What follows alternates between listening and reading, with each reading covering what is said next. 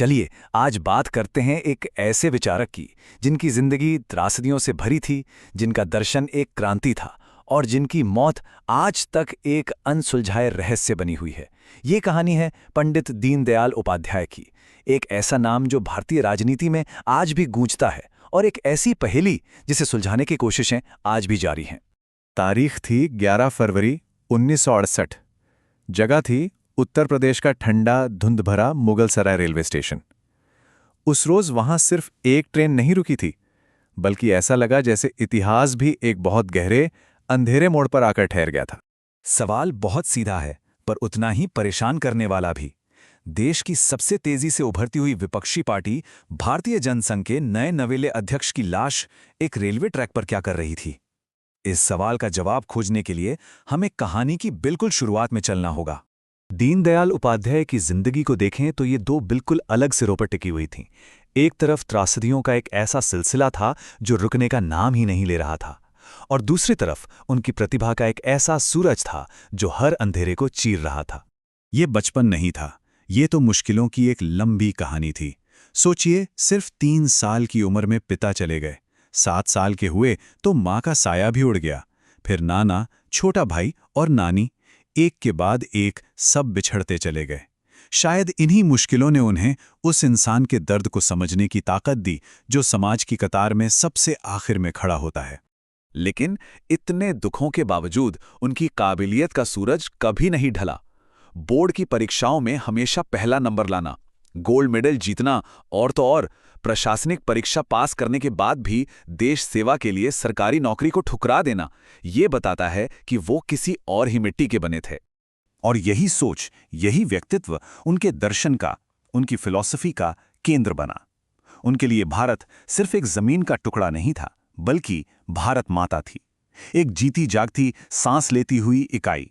और इसी एक विचार ने उनके पूरे राजनीतिक जीवन को एक दिशा दी। उस दौर में दुनिया के पास मोटे तौर पर 2 ही रास्ते थे, या तो पूंजीवाद या फिर समाजवाद।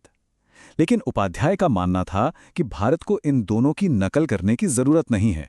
वो भारत के लिए एक तीसरा, एक अपना रास्ता बनाना चाहते थे, एक ऐसा रास्ता जिसकी जड़ें भारत की अपनी मिट्टी और संस्कृति में हों। और उन्होंने इस रास्ते को नाम दिया एकात्म मानववाद। अब ये सिर्फ कोई राजनीतिक नारा नहीं था, बल्कि ये एक पूरा का पूरा दर्शन था। एक ऐसी सोच जो इंसान को सिर्फ रोटी, कपड़ा और मकान की जरूरतों तक ही नहीं देखती, बल्कि उसके शरीर, मन, बुद्धि और आत्मा, इन चारों के विकास की बात करती है। उन्होंने पूंजीवाद और समाजवाद दोनों को ही अधूरा माना। क्यों?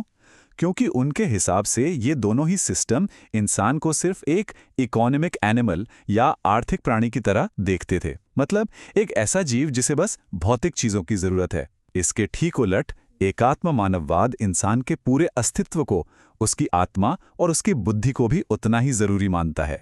उनके इस दर्शन को समझने के लिए बरगद के पेड़ से बेहतर कोई मिसाल नहीं हो सकती। आप देखिए, जैसे जड़, तना, शाखाएं और पत्ते, ये सब अलग अलग होते हुए भी एक ही पेड़ का हिस्सा हैं, है ना? ठीक वैसे ही व्यक्ति, परिवार, समाज और राष्ट्र भी एक दूसरे से जुड़े हुए हैं।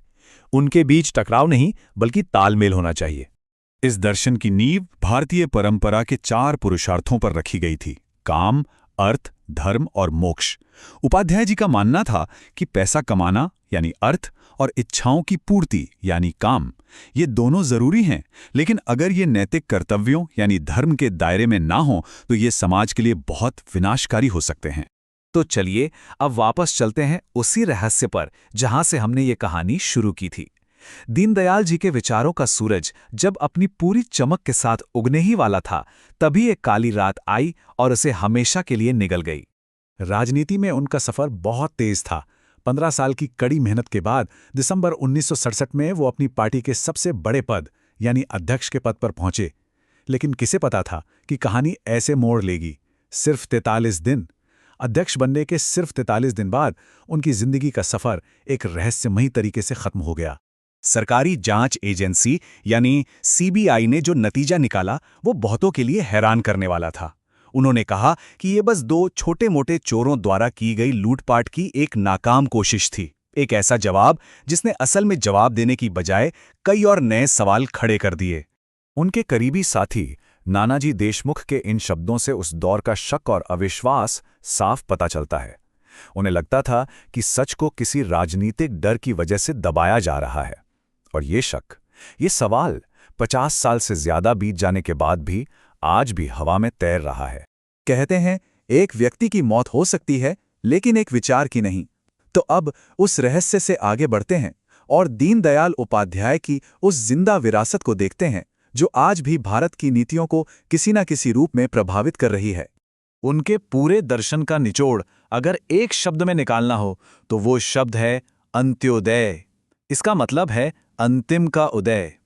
यानी विकास का असली पैमाना जीडीपी के बड़े बड़े आंकड़े नहीं है, बल्कि लाइन में खड़े आखिरी इंसान के चेहरे की मुस्कान है।